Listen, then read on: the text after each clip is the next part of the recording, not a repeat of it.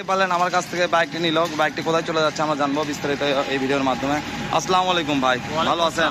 হ্যাঁ আলহামদুলিল্লাহ। আপনি তো দেখলেন গাড়ি থেকে আপনি চালান মনে হয় ভাই চালাচ্ছে, ভাই নিল।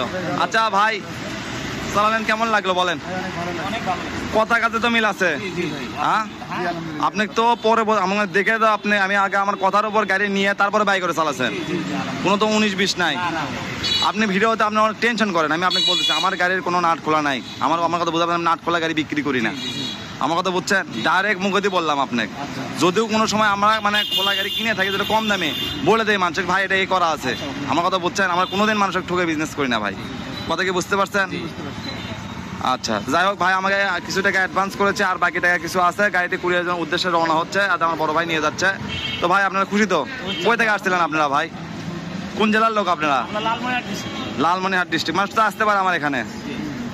ইনশাল্লাহ ভাই দোয়া করবেন আমার জন্য, ভালো থাকবেন। আসসালামু আলাইকুম।